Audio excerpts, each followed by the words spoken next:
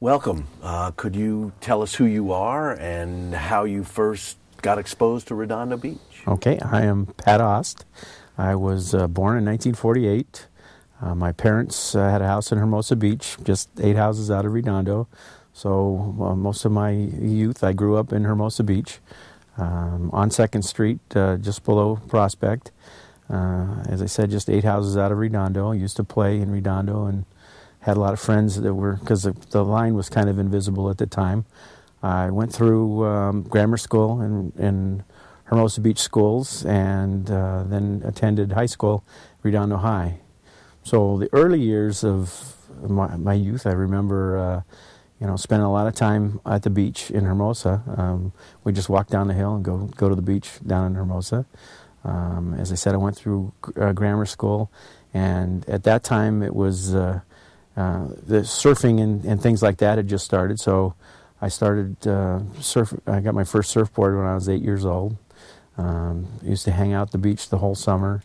My friends were all beach kids, surf kids, and they went on to be some of them world-class surfers and surf for different teams like Jacobs and Rick and Velzy and those guys. Early on, I had an interest in automobiles. My brother, who was a year older than me, I have 3 brothers. I had a brother's a year older and 2 brothers that were younger. My brother's best friend was named Kelter, and his dad was the fire chief in Hermosa Beach, and they were our neighbors. They just lived down the street from us. So Fred Kelter was a car guy, and he was the fire chief in Hermosa, and he restored old antique cars, and I got into that and liked cars and messed around with cars, and I got my first car when I was 14 years old. So I worked on cars and went to the beach and had a great time. Memories of Redondo, like as I said, we used to be able to walk just a few houses and be over in Redondo, and it was at the section where Van Horn and some of those streets are in there now, and that was all vacant. There was nothing in that hollow, and it was just a big dirt patch, and when it rained in the winters, when we'd have the heavy rains, it would fill up, and we'd build rafts, and we'd go down float rafts in there. And on the opposite side of the hill there, in this little valley like there was a farm there, and the farmhouse is still there. But I can remember there was a bull that was staked out. It's like you see in the cartoons now, with the ring in his nose and a chain hooked and a stake in the ground. And we used to go throw rocks at the bull and get him mad and get him to run to the end of the chain. But it was, the farmer would come out and chase us off for tormenting his bull. And we'd float rafts down in there, and that was all Redondo. And that's how I remember North Redondo. Is a lot of it was vacant when I was a kid. Prospect Street stopped at the water tower. That whole section now where the apartments in there on Amethyst, Agate, and all of that wasn't there. The Vaughn's Market, all of that hill was there when I was a kid. A lot of people don't know that. I can remember playing over in there when the area where South Bay Hospital is now was all just big fields, and there were cows running in there, and we used to go chase the cows around in the fields. And then in 55 is when they started to build the hospital. So from 55 to 57, they were building the hospital, and we'd go play over in there in that building. And then by 57, they'd open South Bay Hospital, and then they started to dig out all that section where the Vaughn's Market and all those apartments are now. And do you know where it went? Tell us. All that dirt they took out from that hill, they had big trucks, and they hauled the dirt and the rocks down, and that's what they used to fill in all the area where the PortoＦino Hotel and thing is now. So it never left Redondo. It's just down the hill where PortoFino and the Rubens and all that got built. So was that simultaneous to the development of the marina? Well, they started in the early 59 is when I think they passed the bond issue to start filling in the harbor and build it, because before that the breakwater was built in 39 and it was there. But I can remember we had a small boat, and we used to drive down there, and my dad would launch the boat right out on the beach there. and there was where the Harbor Cove Apartments and the Chart House is now, there was a police substation, and there was a police officer stationed in there, and he had a Jeep, and he used to drive the Jeep up and down and pull people that get stuck launching their boats and things there, and patrol that beach. And it was a great little beach as far as being inside. There was no waves and things like that, and you could go in there and swim in the harbor at the time and launch boat and launch your boat. And so I remember that part. And then by the late 50s and early 60s, they started to develop all that. They started dredging it out and putting in the slips and building the areas where that finger out there for Mole B and Mole A and the things where Portoෆino and all those are now. And there were houses along there before that, all along. And I can remember in the earlier 50s when the storms would come in and it would wipe out those houses, and there was lots of damage. And the Triangle Shopping Center was there at the time, and Belzy and Jacobs had a surfboard shop right on the corner where the oil well was, and that's now the corner of PortoФino and Harbor Drive. And there was an oil well right down there. There was a big, huge oil well for many, many years. It became Triton Oil, and they didn't fill it until the late 80s. So yeah, it was one big derrick, but they had 34 wells that went out underneath the harbor and drilled. And then they had other wells back up where they drilled back towards the land, and then up on the top of 190th Street Hill there were oil wells, and they slant drilled. And I can remember when I was a kid, my folks having the people come to the house, because we lived at the top of that hill, and wanting to buy the oil rights underneath our house and things. So there were oil wells all along there. And then later on, when I got on the fire department in the 80s and 90s, they dynamited all those shafts, and that's when they started to build the houses on that end of Paulina and all up in there. But there had been all oil wells in there.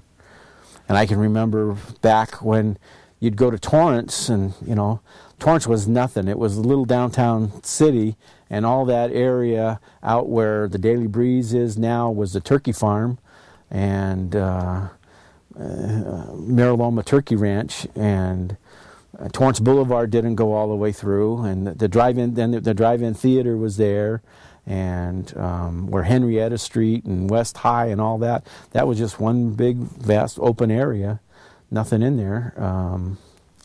And again, like I said, where South Bay Hospital all the way down to Del Amo Street didn't go through. And there were big oil wells in there, and they just finished those in the 90s and built those new houses in there. And the bridge that went over where Prospect went there was a big bridge going through where the high school is, and that's where the red cars used to come down through, down and go down to the Pier area. So under the bridge? Under the bridge. So the bridge was so the red cars could go through and not cut over the streets. And so now where the continuations, or the high school, what is it called? Redondo. It used to be Pacific Shores, and then they moved over to Redondo. For that school, they filled all that in and built that in there next to the baseball field. But was the red car still running when you were young? The red car was running, but it wasn't running in Redondo. But I can remember as a kid going with my mom, and we would go over to Hawthorne Boulevard and catch it, and you could ride it into Inglewood, because that's where the Sears store was and stuff. There was nothing. There was no Del Amo. Hawthorne Boulevard had no curbs or sidewalks. It was, just it was a 2-lane paved path, so to speak, with all dirt. And the biggest thing out there on the corner of Torrance Boulevard, they had a little drive-in restaurant there. So Mary's Little Lamb. And I knew about the restaurants because my dad was in the restaurant business. So the whole time I was growing up, my dad had one of the hangouts where all the kids from this area went. It was called Patmar's. It was on the corner of what's now Imperial and Sepulveda. There's an 11-story high-rise building there, but that was Patmar's Drive-In, was where a lot of kids went to hang out and get hamburgers and stuff, and it was open 24 hours a day. And so... Now, you went to high school during what years, and what can you tell us about? I started at Redondo in 1962 and graduated in 1966. it was... What were some of your favorite activities during your high school years? Cars, girls, and sports. Not necessarily in that order, but I played football at Redondo, and I had cars, and all of my friends had cars, and we used to... I was into drag racing, and we had a drag race car too. One of my best friends, his folks, his name was Billy Ray James, and his folks, his dad was called Juicy James, and he had a whole section at 14th Street in Hermosa down there next to the Biltmore Hotel.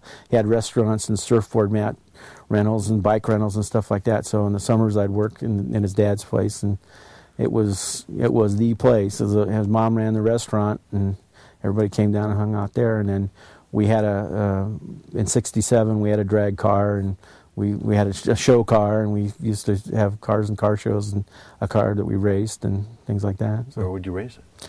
Lions Drag Strip. Which was where? Well, it's down near where Cormier Chevrolet is now, right off the 405 freeway. There was no, 405 was just brand new right there, that curve in there. But now it's one of the big container yard where, because it's right next to the Alameda corridor. So it's Alameda and I forget the other street there, but it was right off Alameda. And so you didn't do local street racing, or did you? Oh, never done. Oh. I don't sound sincere, Pat. I have my share of exhibition of speed, engaging in speed contest tickets. Yeah, had my license suspended and had to go to court in Long Beach. Then you had to take your parents, and they take if you were caught doing drag racing, they take your license away for at least anywhere 2 weeks to 2 months. So, and what were the local streets that were used for that? Oh, just about anyone you could find. But we had some, depending on the time of the year and stuff, we'd drag on the Esplanade late at night because it was a nice, wide, flat, straight stretch. Hermosa Avenue. I did better in Hermosa than Redondo because I can remember if I got pulled over in Hermosa, the cops all knew my dad, and they'd say, "Okay, you want the ticket or you want the speech? You get the speech, we tell your dad. You take the ticket, you tell the judge." Which was your option? I usually took the speech because I didn't want to lose my license. But it was a whole different thing. At the time, back in the 50s and the 60s, there was a lot less people in Hermosa than there is now. It was a little town, and Redondo was a lot different than it is now. They talk about the sign going over the street at Catalina. Well, I went to work for the city in 1969 as an electrician, and my wife worked for Dr. Schaefer, who was the city doctor for the city of Redondo, and I was an electrician working. I'd gone through my apprenticeship in the shipyards down in Long Beach, and I got my journeyman card early because I studied hard, and I was a journeyman electrician at 19 years old, and I got my card, and I was working construction at TRW when they were starting to develop all that part, and they built the part that's now in Manhattan Beach next to where Adventureplex, and on that side of the street they were building all those buildings. So I was working in there, and then '68 was the biggest one of the, this last year, it was the largest rainy season where they had the record rainfall, and so nothing was going in construction. So I'd been off for a while, and some people came into the doctor's office and said that to take the test for electrician, and they'd all failed their physical. So I went down and applied for electrician for Redondo, and they said, well, as soon as we get 3 people, we'll give a test.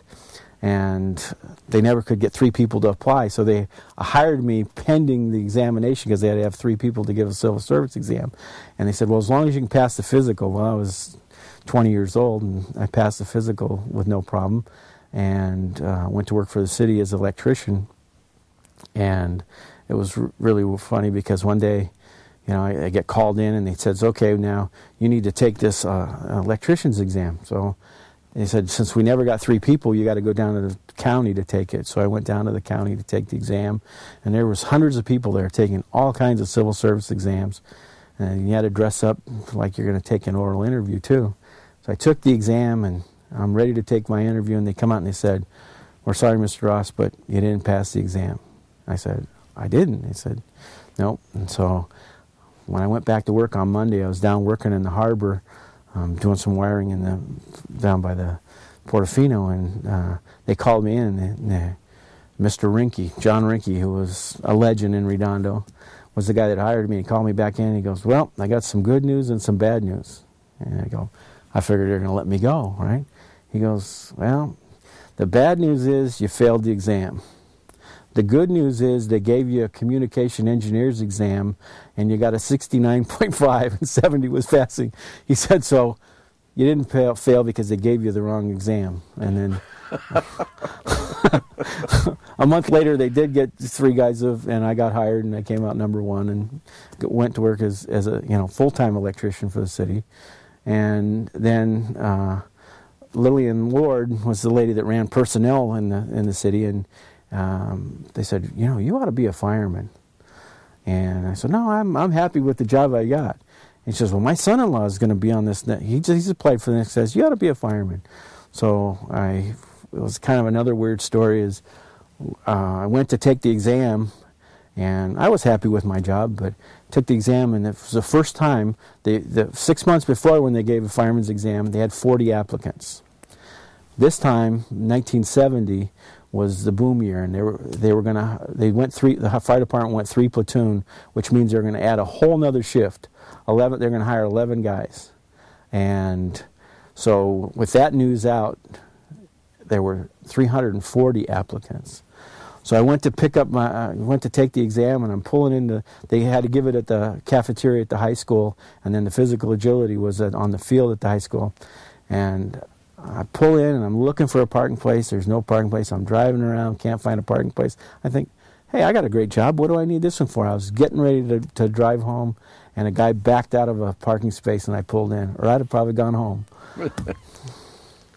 And so took the test, and then took the physical agility. Out of 340, I came out number 2 on the physical agility, because my job had been working on traffic signals, and the test was you had to climb to the top of the ladder truck with the ladder extended, come down, jump down, run down 100 yards and back 100 yards. Well, I got the number 2 time out of 340 because I've been climbing a ladder on a ladder truck every day, changing the light bulbs and wiring on all the traffic signals. So that was a snap. I got that job. Went to work for the fire department in April of 1970. Came on, worked in the fire department from 1970 until I retired December 27th of 2002. And so I did 33 years with the city, 33 years and 10 months. 32 and a half of those were with the fire department. Worked on the fire department, worked my way up through the ranks, came on as a firefighter. We didn't have the paramedic program, so the first thing I was assigned to was running rescues. And basically at that time, your rescue training was you took about a 10-hour Red Cross first aid class, and you got a Red Cross certificate. They just started teaching CPR because we did both the old raise your arms, old artificial respiration resuscitation thing, and then they also taught us CPR.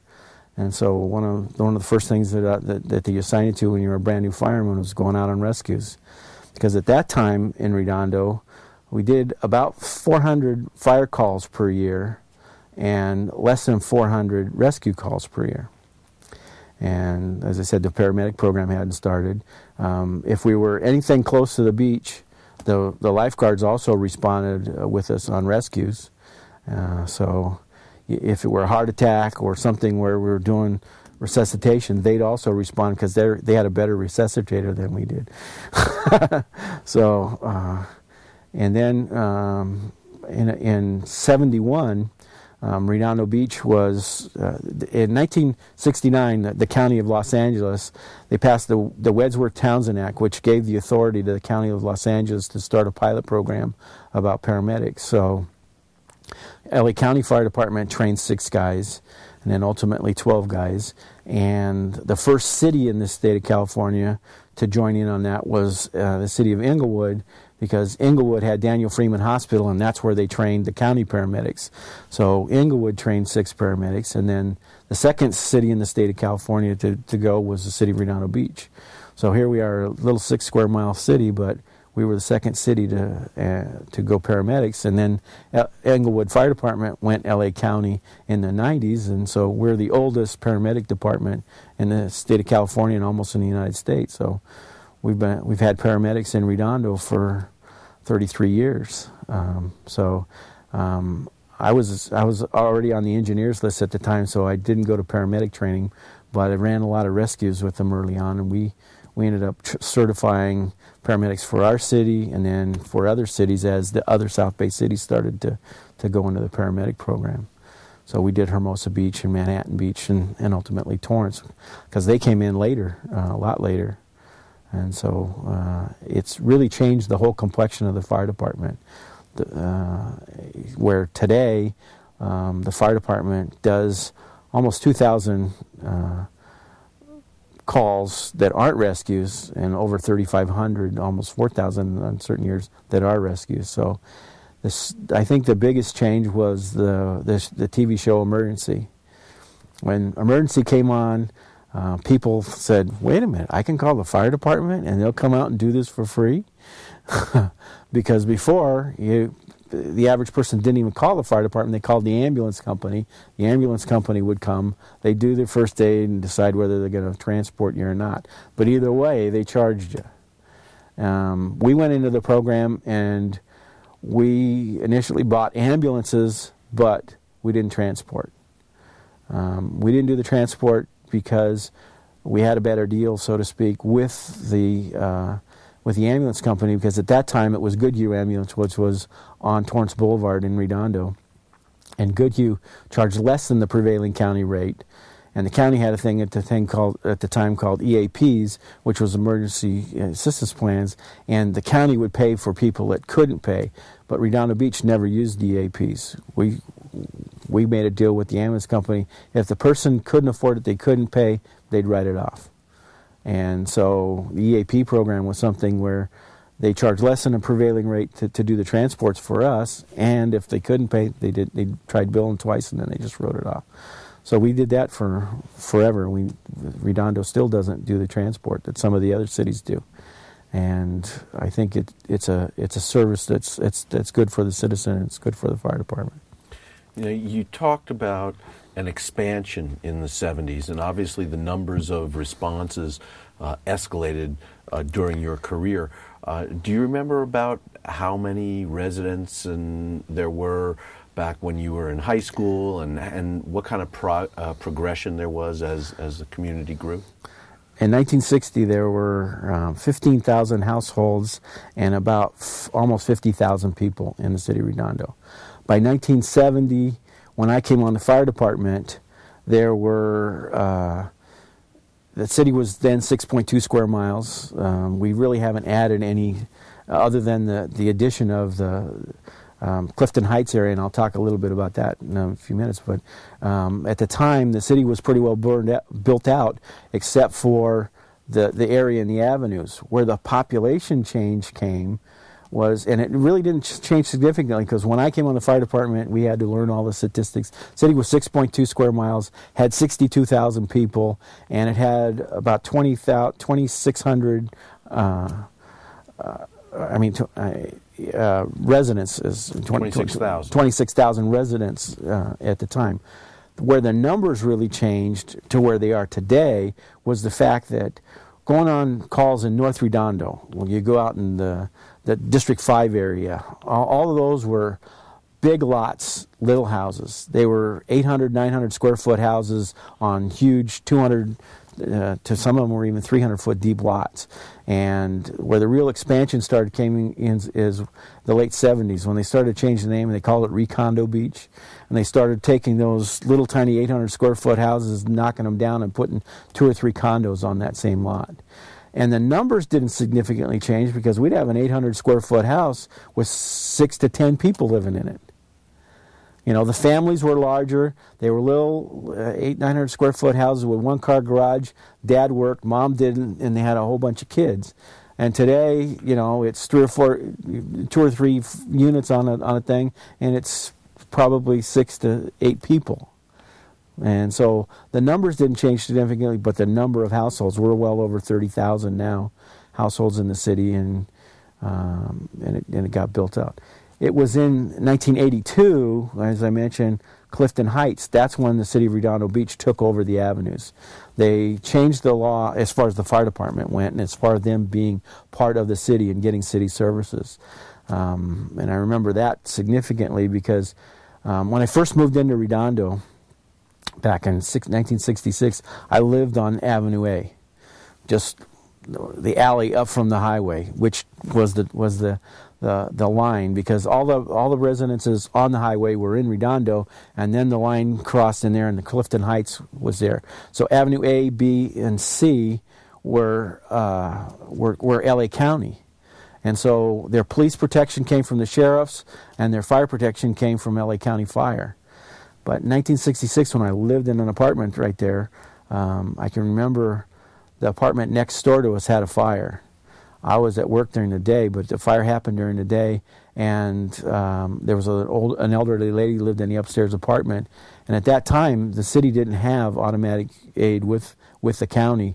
The city rolled up, saw that it was in the county, and the place was ripping. And somebody came over and said, "There's a victim in there." They came in and they assisted, but the lady died in that fire. And so that changed where we would go in and assist, but before that they didn't even cross the boundary. Places were on fire in the avenues, and the fire department didn't go. And then they got an auto aid in there with the county, because the county engines that would came from Station 6, which is on Narbonne in Lomita. That was their closest fire station, because the next closest county fire station was around 53's where Marineland is. So they would get engines that would come from Lomita and Lenox and the other side of the peninsula. So by the time I came on the fire, we were rolling in there, and then by '82 it became part of Redondo. It's fascinating that there really hasn't been that much expansion in the number of people in Redondo, just in the number of structures. The number of structures, the number of households, and the demands of services have gone up tremendously. Because I remember police calls, I was in charge of dispatch from 1989 to 1994, and the police, we were doing just under 6,000 calls a year, and the police were doing 78,000. But back earlier, back in the early 70s and stuff, the statistics were much less. As I said, the fire department was doing less than 1,000 calls, and the police department was doing about less than 30,000. And that means everything, Just making a phone call, they log it as a call. So it got significantly busier as the people started demanding more. They found out that these are our services and we're paying taxes, and I think it all changed after Prop 13 and some of these things. The taxes changed, the values of the property changed, and the demand changed. Well, I think let's take a little break here for a moment, just Okay. catch our breath. So you were telling us about how things would flood back in the 60s before there were storm drains put in and we had sumps and things. Could you elaborate more on that time frame? Yeah. Back when I first came to work for the city, they had the major storm I talked about in '68, and then we had other storms, and I can remember going on calls whenever there was a rainy day. We'd have situations out the Wiley sump area, the Lilienthal sump area, those which seem like real flat. You wouldn't, when you buy a house there now, they make you look into flood insurance. You think, wait a minute, I live on a flat plain here. There's no flood, but back then those areas used to flood, and they had those sumps. At the time, I think the city had like 15 different sumps throughout the city. So a lot of the parkettes and things that we have today, the parks and the parkettes, were built on the sumps that we had back then. And in the early 70s, they built the storm drain project that runs down Ringe and then curves there and goes right down underneath the 190th Street Hill. And they dug a huge tunnel through there that they used to have a train that they ran through there that moved the dirt out. And it dumps out now next to the Chart House and the Harbor Cove Apartments. So that the storm drain that's there now that we get criticized for having the outfall and the F grade, that all comes from that area. So the water that's caught in North Redondo runs out down that end. But back then, I can remember going on calls to the Wiley Sump and the Wiley Pump Station when it would just completely overpower the pump. It'd heat up, and we'd have to go out and change the pump, pull it out, and put a new motor in because they burn out. One of the guys that came on the fire department with me, his name was Bernie Payne. He had a real bad injury. He was a superintendent for the street department, and he got trapped in the Lilienthal sump.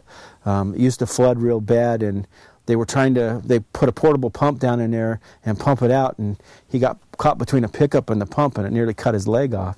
So it used to be some real interesting times back in the rainy season in North Redondo when it would flood. South Redondo wasn't as bad because the streets are all kind of run uphill, and it would run down, and it didn't flood as bad. But I can remember back when I was a kid, and as it kind of touched on the storms that we would have down along the waterfront, I can remember being in the Fox Redondo Theater watching a movie, and the waves would come over the breakwater and be beaten up against the exit doors that went out that side, and it kind of eroded underneath the rocks. You could hear it banging up against the floor, things like that. So it was real eventful. I remember a lady named Fifi Malouf, who had the happy hour cafe. Some people said it was more than the happy hour was. It had nothing to do with the cafe or the food. But seeing Fifi Malouf on TV on Channel 5 KTLA when they were down there filming for days as the storms would come through and wiped out that area, and she had one of the only places that was left. And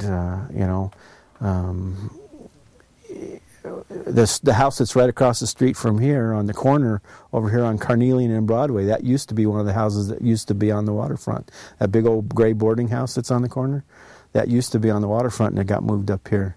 And the whole Triangle Shopping Center would suffer a lot of damage, the Owl Drug Store and the Dunlaps and those stores. And people have talked about where did you shop? There was a little bit of shopping in Hermosa Beach, but then there was the Triangle got built before South Bay Shopping Center, and that was one place, but it still wasn't a lot to offer, and so we used to go down to downtown LA or Inglewood to go shopping, things like that. But I can remember when they built the Galleria, going out in that area, that was just a vast wasteland. When I was a kid, one of my friend's grandparents.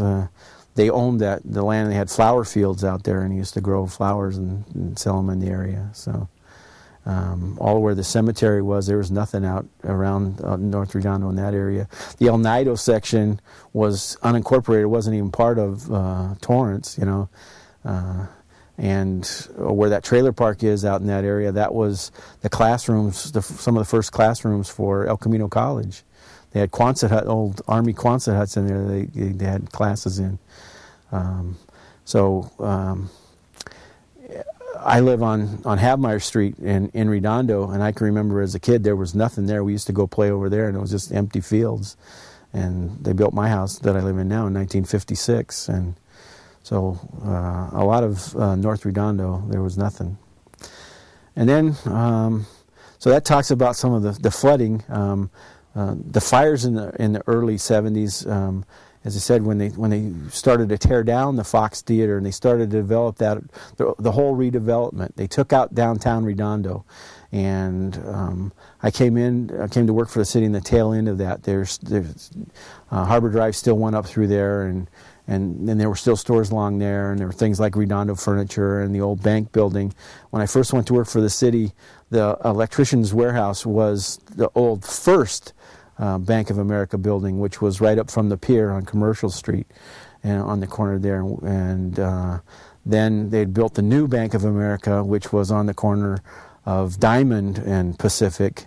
And That later was all taken out. The Fox Theater was taken out, and when they took down the Fox, it was built, I think, in 29 or 30, right in that era, and it was back when poured concrete construction. There was a lot of concrete. Concrete was thick, so it was very thick concrete walls and rebar, but the floors were all heavy timber floors under a lot of it because they had dressing rooms down underneath. And when they were tearing that building down, we went down there almost every single day, from the sparks that they were cutting the rebar with, setting the wood floors on fire and putting them out and things like that. And they took out all the buildings that were in there. They took out the old city hall. They took out the old fire station and all that area and leveled it all out and start getting ready to build the village. So that was about what year? That was late 60s and early 70s. Like, the post office moved after I went to work for the fire department. The post office used to be on Catalina, and it was still there even after they tore down a lot of the buildings, because they were getting ready to build a new post office.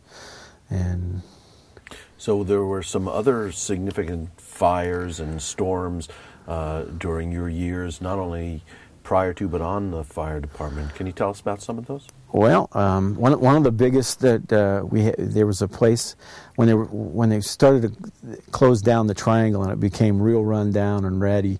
There was a place in there. It was called Papa Joe's. It was Papa Joe's Emporium. It was a nightclub, and I can remember a fire that we had in there, like 1972, and we were responding from Station 1, going down Catalina, and you could see flames just coming up when we pulled out of the station. And that's blocks away. And when we got there were flames just ripping through the roof. And we wondered, how did this thing get going like this? Well, it ended up, this was a nightclub, and as some of the typical nightclubs of that era, they were running on alcohol in a lot of ways, and they were spending money they didn't have. And when we put the fire out, and it had gone to for the fire department, a third alarm, or Plan 3 we called them then, which meant other South Bay cities coming in and assisting us. And we wondered why that fire was so large. Well, when I did the investigation, they found 8 5-gallon jerry cans cascading down through the stairway of the place. So there's 40 gallons of gasoline they used to get it going.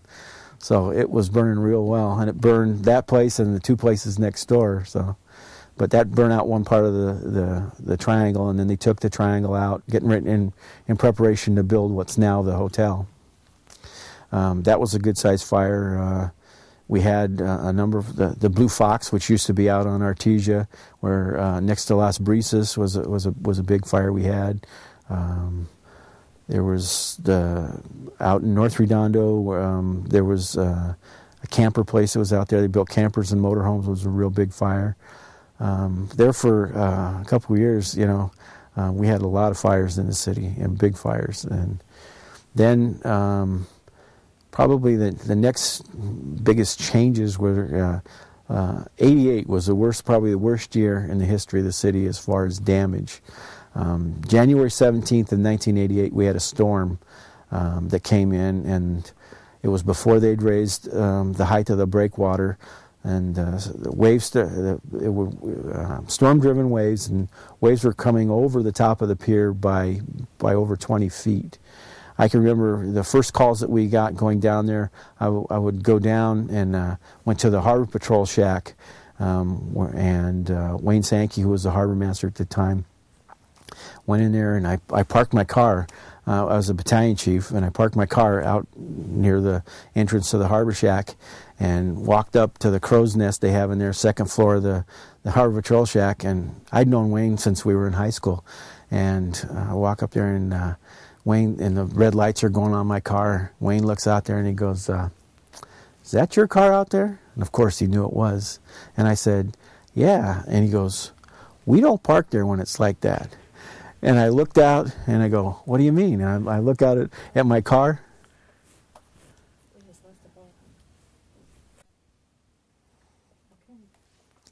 Storms in the harbor. Some of our bigger emergencies. I can remember in the early 80s, we had a few incidents. We had an incident where we had a large storm. We got called that we had some problems in the harbor. I was a battalion chief at the time. Responded down to the harbor shack where the Harbor Patrol work out of, and pulled out there, parked my car near the entrance to the Harbor Patrol area, and walked up to the crow's nest, the second floor of the Harbor Patrol shack, and met with with Wayne Sankey, who was the harbor master, and he was a guy I'd gone all through high school with, so I knew him real well. And my car's sitting out there, still running, the red lights are going. Wayne Sankey looks out there and he goes, Pat, he goes, is that your car out there? And of course he already knew the answer, but he looks at me and he goes, we don't park there when it's like this. And I said, oh really? And he goes, take a look. And I turned around and looked back, and here's my car, and here comes a big wave. I see the set rolling in, and the next thing you see nothing but pink foam. The car is gone. And then the water goes back out, and my car was moved about 12 feet. It just pulled it right back over to the edge. Didn't pull it off, but it moved the car a great distance, and you just saw pink foam for a while, and then you saw the car. Luckily, it didn't damage anything in the car or inside the car because it was pretty watertight. But I went and quickly moved my car, and we got a call to the Portofiino that we had some storm damage there. And I went over to the Portofiino, and they said you need to meet with the police and the city engineer. And at the time, John Held was the city engineer, and met in the lobby of the Portofiino Hotel. And they said, we're asking people to vacate the hotel. We're thinking about a mandatory evacuation and making them all leave. And we're talking in the lobby, and I'm talking to the city engineer and a representative from the police department. And I'm standing and I'm looking down the hallway, and I don't know what, something quickly caught my eye, and I look and I go, what was that? And I saw a little head stick out of a doorway down the hallway, and we said, do we know if there's anybody on the south end of the first floor? And they said, no, everyone's been evacuated. Went down, knocked on the door, and these two little kids came out. Well, their mom was a waitress at one of the restaurants down there, and they're kind of latchkey kids. They were put in there at night while she went to work. We pulled the kids out, and the door was still standing open, and we had the kids in the lobby when I heard this big crash. And a wave had come, and it picked up the whole concrete slab outside the room, put it through the sliding glass door, and it came right out through the door where we were standing. And so we had significant damage in that hotel from that storm, and that was earlier than the 88 storms. The 88 storms, now January 17th of 88, we had some storms, and I was off duty at the time. I was at home. And got a call from dispatch saying that the battalion chief on scene was requesting assistance of another battalion chief to take over the rest of the city. And so I responded down, picked up our reserve BC's car, went to the scene, and what had happened is there was storm damage, and it was at the Blue Moon Saloon. And the Blue Moon Saloon at that time was a large restaurant, but it was built kind of piecemeal, and they had a big patio that they'd covered over and made into a banquet room. And when the fire department arrived on scene, it started off with, the reports were, well, there was some wave action, and the people within the restaurant were watching the waves, and there were people actually went there just to watch the water, which is kind of stupid, but it started off with waves coming and water splashing up, white water splashing up against the windows, and then little pebbles bouncing off the windows, till when a wave came through, and it came through. It took the windows out and washed people out the exit doors on the other side of the building. That we had one person critically injured, and about 8 people that were injured, broken legs, broken arms, slammed up against walls, things like that. The water just washed through that restaurant. And from that point on, we were there all that night. I know the police had a heck of a time because it was one of the first times we'd had a large-scale, what we called evacuation. It was of an area like that, and they went boat to boat asking people to leave. It wasn't mandatory. We couldn't make them come off their boats, but then it was trying to prevent the people. We can prevent them from entering and going out onto their boats. And, you know how much money I'm losing here? Well, you either had it tied up good, or you're not going to find out, because we can't force the people out, but we can keep the people from going in and becoming more victims. And that storm went on for 2.5 days. We had significant damage in the harbor.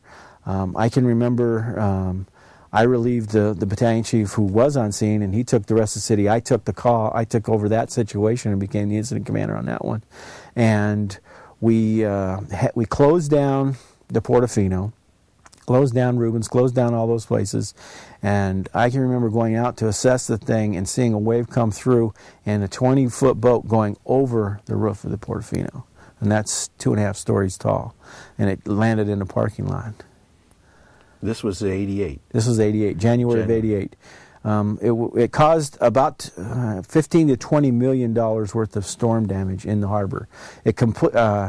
By the next morning, we had water and surge so bad that they were remodeling the Rubens restaurant, and they had these large looked like railroad cars, containers, that they kept construction supplies and stuff, and they had them outside.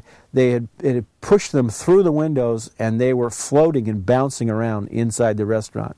The whole interior of the restaurant was messed up. The Blue Moon was literally gone. It was wiped out. They ended up tearing it down and building a new restaurant. Rubens was where? Rubens is what Joe's Crab Shack is now. Okay. The place Blue Moon is? Blue Moon is now the Brazilian place. I forget. Samba. Yeah. Okay. So that was the new Blue Moon, but the old Blue Moon was on the same location. And tremendous damage to that whole area. Wiped out PortoFino, took off 6 whole units off of one end.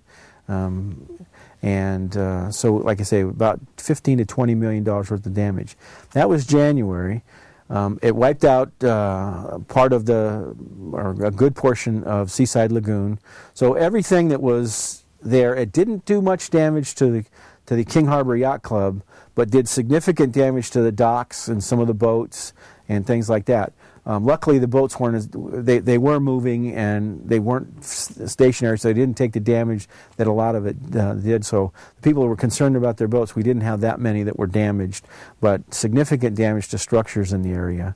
And then that was January. So then on Super Bowl Sunday, when they had the 10K run, they had to move the presentation ceremonies from the Seaside Lagoon over to the top deck of the parking structure, which is next to where Captain Kidd's is now. And Zuliger Park came down to there, so the grass area. And so they were moving the presentations for the 10K. I was down on Harbor Drive at the first aid tent for the 10K because I was the battalion chief on duty. And I'd walked out and I was walking towards that direction. Some people came running up to me and said, "Are you from the fire department?" And I said, "Yes." And they said, "We need help right now. There are people injured in the parking structure." So I grabbed a paramedic. We went over there and we were the first 2 people on scene at that. And what had happened is they'd moved the beer trailer in where they give out free beer at the end of the race.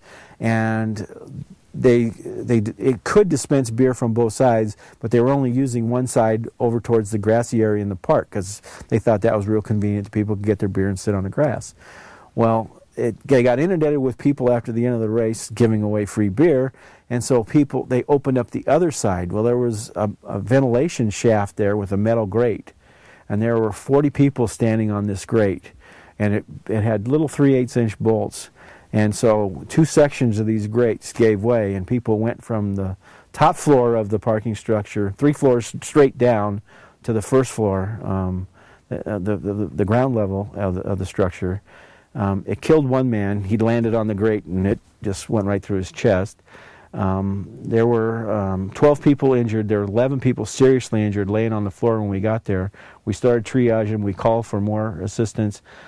What was very lucky for us that at the time, at the time Redondo Beach, we had 4 paramedics on duty.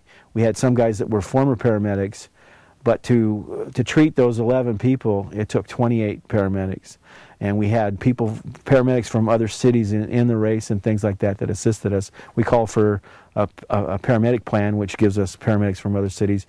But we had 11 people seriously injured. Like there was one man that fell, and on his way down, this is an open shaft, but there's a wall, so you couldn't drive into it.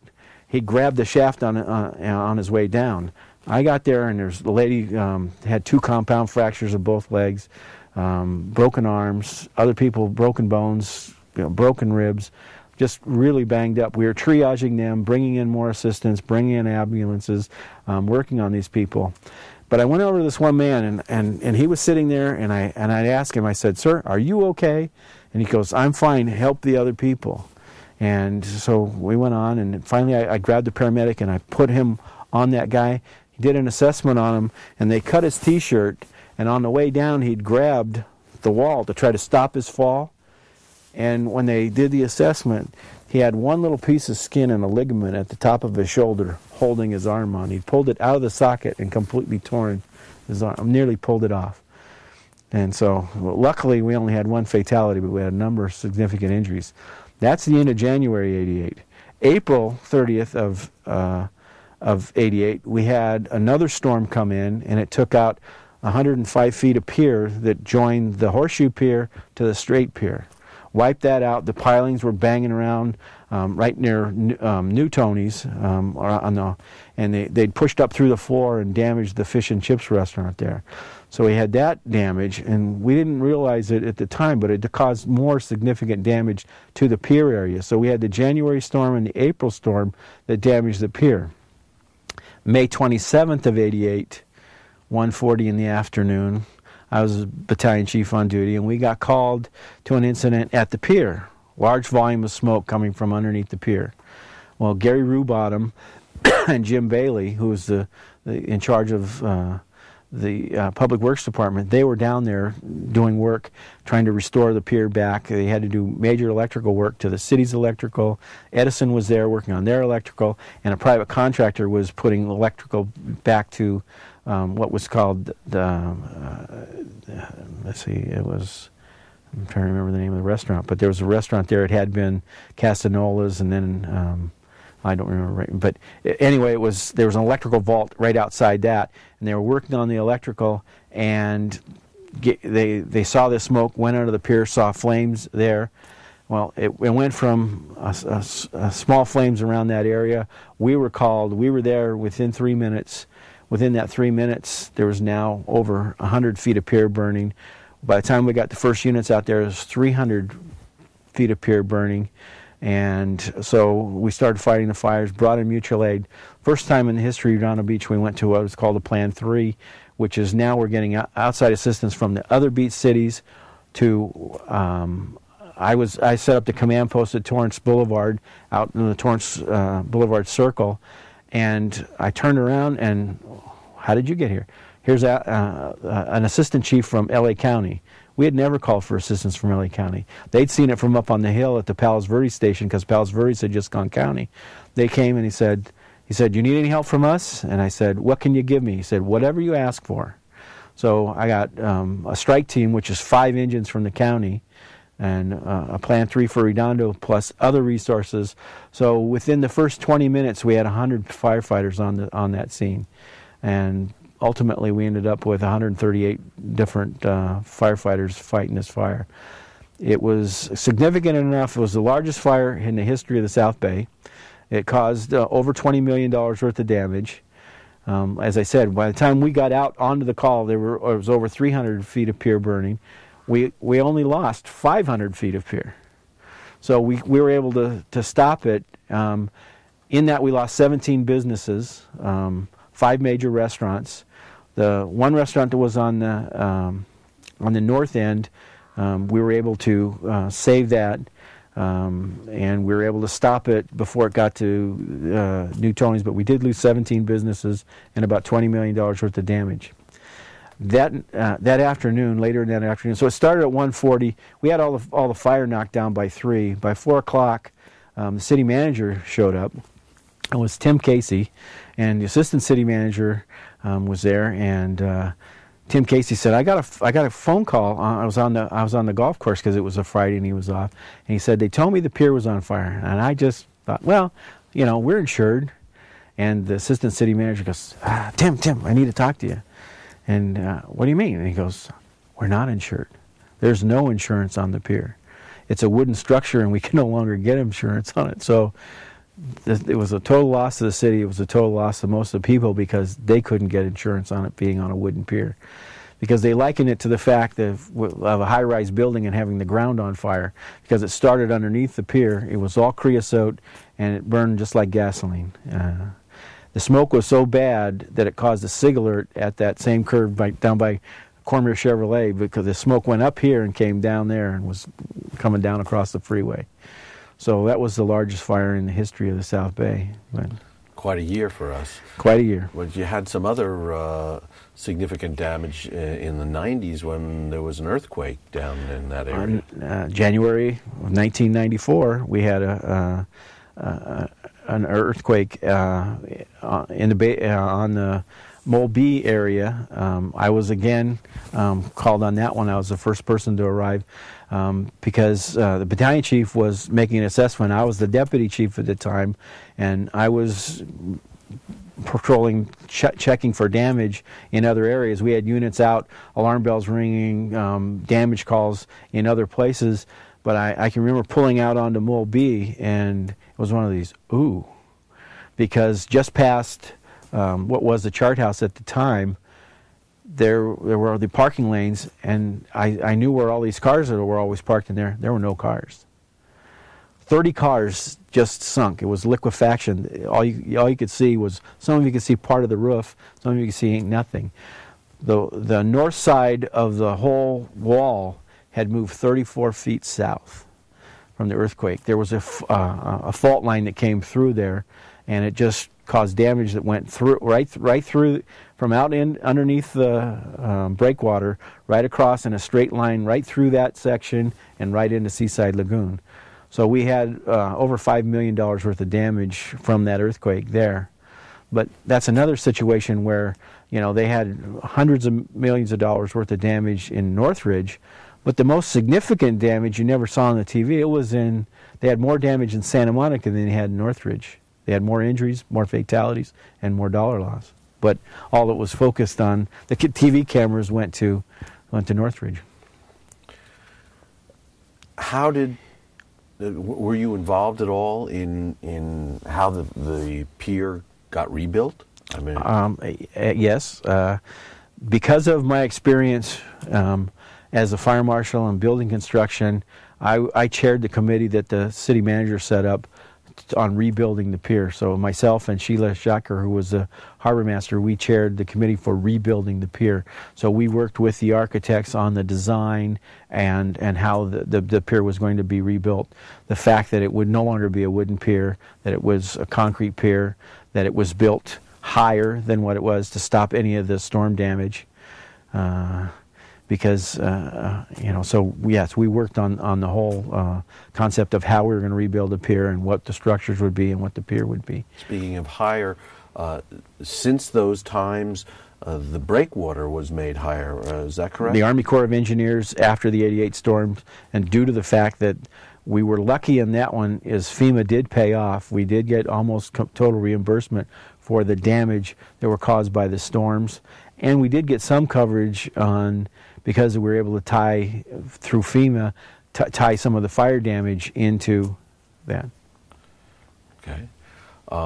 Is there anything else before we start to wrap down that you want to tell us about? We've been here a long time in Redondo Beach. Any other significant... Well, I could go on for a long time and tell you about significant things that we have, but I think... The best thing I can say is that, you know, this is a great city full of great people. It's been wonderful to me, you know, growing up here as a kid, seeing the changes and being able to go to work for the city and do the things that I did. It just was made my whole life. So, well, thank you very much. I appreciate your time. Okay.